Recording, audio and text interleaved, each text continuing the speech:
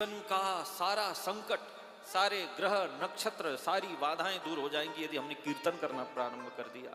तो मीराबाई जी ने दौड़ करके जा करके उसका बोर्ड छीन लिया। लिखा था राग में गाओ, राग में गाओ, उसके आगे अनु लगा दिया। राग में गाओ कि न गाओ, पर अनुराग में जरूर गाओ। तो ये कीर्तन शुरू हो जाता है। इधर स्वर का ध्यान देंगे तो ध्यान तो शरीर का हो गया। तो जिस दिन कीर्ति हमारा नाम हो जाए, इस कीर्तन को गा करके धन कमाएं, इससे पैसा मिले हमें, ये कीर्ति। चौथी भगति मम गुणगन करही कपट तजी गान, ये चौथी भक्ति है। तो मनसा तस्य मननम महासाधन मुच्यते, उन शिव के भजन में भक्ति में डूबना हो तो पहले कथा सुनो, कीर्तन में डूब जाओ और फिर उनका मनन करो। इसके लिए तुम्हें सत्संग की जरूरत पड़ेगी। सत्संगमेन भवति श्रवणम पुरस्तात्, सत्संग से श्रवण पुष्ट होता है।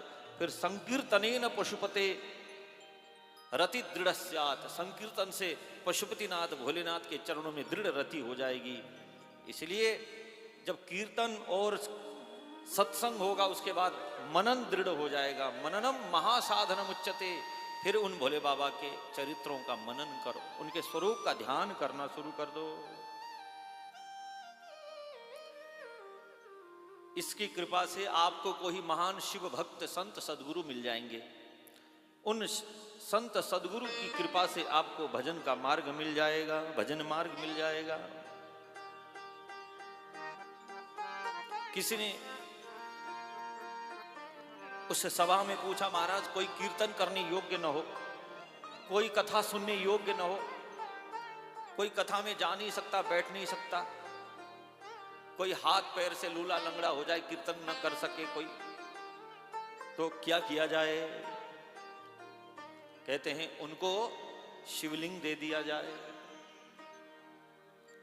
ऐसे असमर्थ व्यक्ति जिसका मन नहीं लगता कि हर कोई कथा सुनने आए, शिव भक्ति तो करते हैं पर हर किसी का मन नहीं लगता कि शिव जी की कथा सुनिए हम, कौन जाके हम बैठा रहे सुने।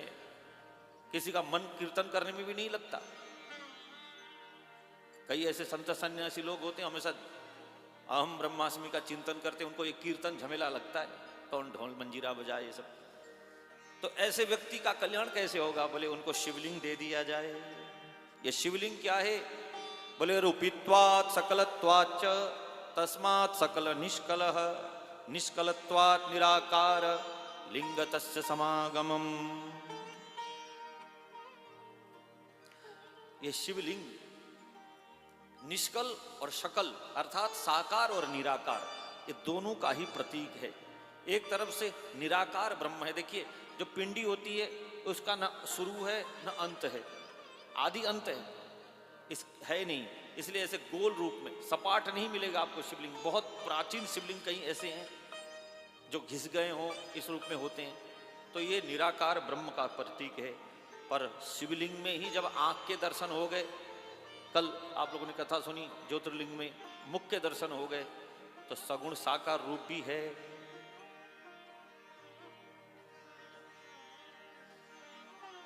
श्री नंदीश्वर महाराज जी के पास सनकादि ऋषि गए हैं, वहां नंदीश्वर जी कथा सुनाने लगे। अब जो कथा शिव जी से सुनी थी वही कथा मंदराचल पर्वत पर ये नंदीश्वर जी महाराज कथा सुनाने लगे।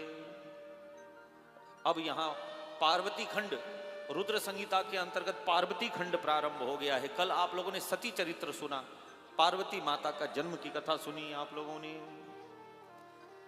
दाक्षायणी सती देवी त्यक्ता देहा पितुर्मखे, कथम कृत्वा तपोमोग्रम पतिमाप शिवम च।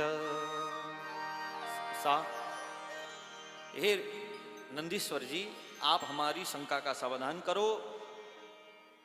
पिता के यज्ञ में माता सती तो दग्ध हो गई थी, तो फिर वो पार्वती रूप में कैसे माता मैना और हिमालय राज को, इनका क्या सौभाग्य था जो जगत जननी ने उनको माता पिता बनाया? आखिर इनका जीवन बताइए आप।